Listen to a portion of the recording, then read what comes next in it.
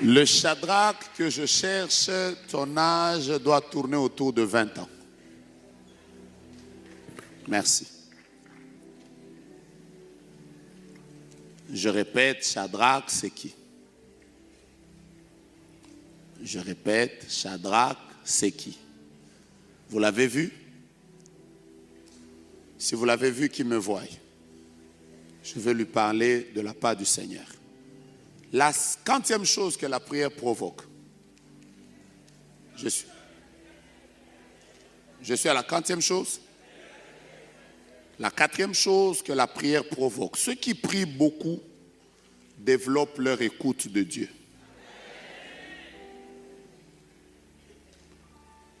Je peux répondre ça? Ceux qui prient beaucoup développent leur écoute de Dieu.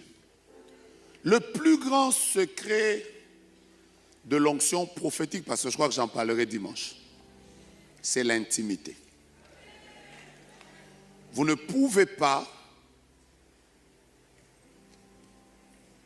écouter et vous habituer à la voix d'une personne avec laquelle vous n'êtes pas intime. Pour que vous vous habituez à la voix de quelqu'un, vous devez au moins être sûr que c'est une personne avec laquelle vous vivez régulièrement. Vous la connaissez, vous l'écoutez de manière régulière et votre écoute se développe. Vous ne pouvez pas écouter la voix de Dieu si vous-même, vous n'êtes pas un homme et une femme de prière.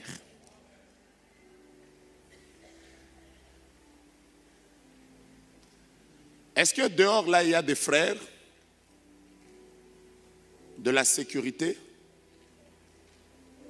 Dites à un frère qui s'appelle Hervé, dites-lui qu'il est béni.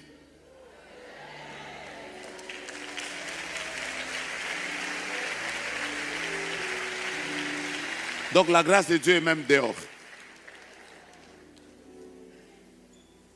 Pourquoi je vois Hervé? C'est qui Hervé?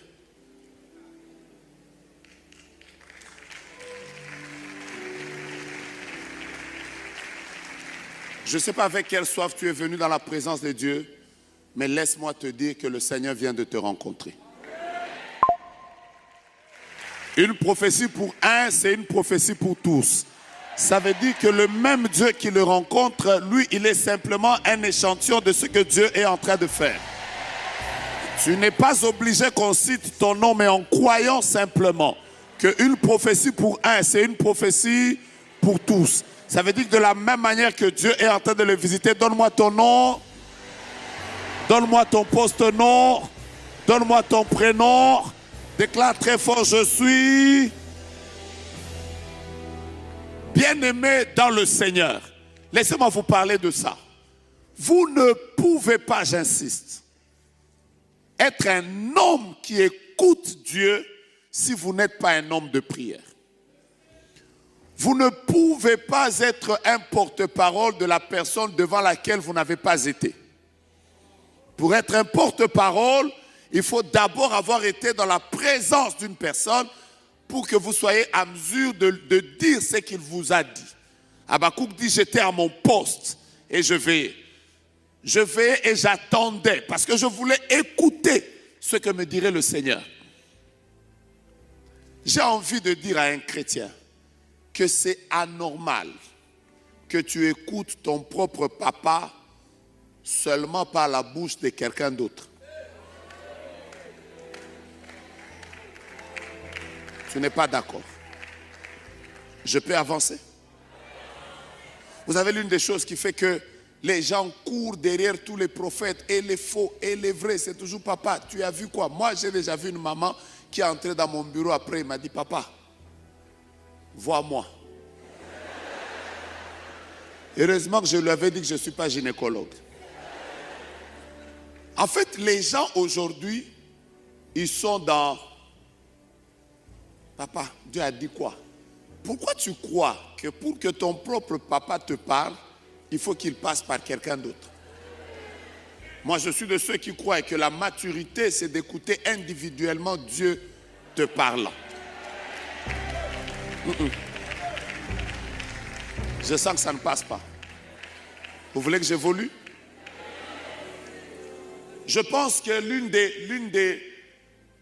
l'une des choses qui démontre l'authenticité d'un ministère prophétique, c'est de faire que les gens ne soient pas dépendants du prophète, mais que les gens écoutent Dieu par eux-mêmes, par l'onction prophétique. De la même manière que Dieu parle au prophète, il peut parler à quelqu'un d'autre. En fait, tu ne dis pas amen parce que tu ne crois pas que pendant que je parle, il y a une onction prophétique qui va se libérer. Écoutez-moi, la plus grande relation qu'on a avec Dieu dans le Nouveau Testament, Abraham n'a jamais appelé Dieu papa. Moïse n'a pas appelé Dieu papa. Il a appelé El Shaddai, mais il ne l'a pas appelé papa. Abraham l'a appelé, lui a donné le nom de Jéhovah Jireh, mais ne l'a jamais appelé papa. Même le grand David a appelé Dieu l'Éternel et mon berger, Jéhovah Rohi, mais ne l'a jamais appelé papa. Est-ce que vous vous rendez compte que même Élie qui a fait descendre le feu, a fait descendre le feu en appelant Éternel Yahweh, mais il ne l'a jamais appelé papa. Vous me citerez qui d'autre? Daniel, il a fermé la bouche du lion, mais il n'a jamais appelé Dieu son papa. Parce qu'en réalité, Dieu n'était pas son papa. Élie, Élisée, ils ont séparé le Jourdain, mais Dieu, ils ne l'ont jamais appelé papa. Voici la beauté du Nouveau Testament. C'est que quand Jésus apparaît, je suis déjà dans Matthieu 6, il dit quand vous priez, dites notre Père qui est aux cieux. Écoutez-moi bien, Dieu c'est ton papa. Il est écrit à tous ceux qui l'ont reçu, à ceux qui croient, et leur a donné le pouvoir de devenir enfants de Dieu, lesquels sont nés non du sang, ni de la volonté de la chair, mais de l'Esprit. La Bible déclare que l'Esprit crie en nous, Abba, Père. J'avais envie d'entendre quelqu'un bouger son voisin, lui dire que je suis fier d'être enfant de Dieu. Vous savez, notre fierté, ce n'est pas l'argent en compte. Notre fierté, ce n'est pas les habits qu'on met. Notre fierté, ce n'est pas la maison dans laquelle nous dormons. Notre fierté, ce n'est pas la montre que nous portons. Notre fierté, ce n'est pas le français que nous parlons ou l'anglais que nous connaissons. Notre fierté n'est pas dans nos diplômes, mon Dieu, mon roi. Notre fierté n'est pas dans le cabello que tu as mis à la tête. Notre fierté n'est pas dans les make-up. Je suis en train d'insister que notre fierté n'est même pas des familles desquelles nous venons. Notre fierté ne vient même pas des universités où nous avons étudié. Oh mon Dieu, oh là là là là, je me sens bien.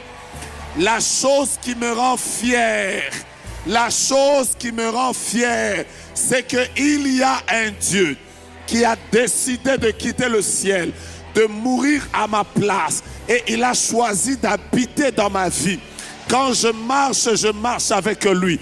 L'habit que je porte n'est pas plus important que celui que je porte. La Bible déclare que celui qui est en nous, il est plus fort que celui qui est dans le monde.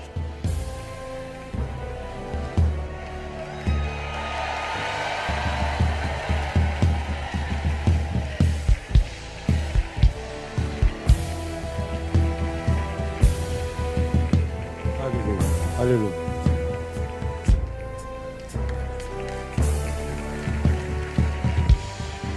Soyez bénis. Mon chapitre préféré se trouve dans Romains chapitre 8.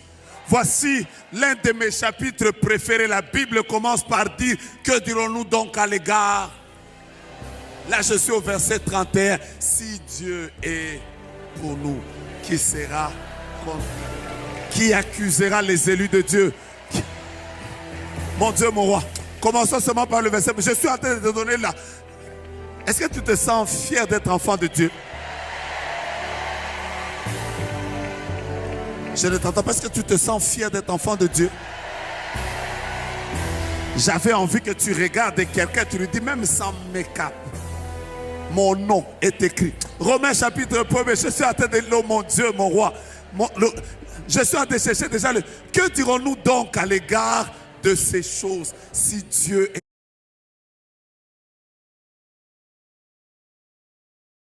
pour nous, qui sera contre nous? C'est quand vous lisez Romains chapitre 8 que vous trouvez des textes comme dans toutes ces choses nous sommes plus que vainqueurs par celui qui nous a aimés. Développe leur écoute de Dieu.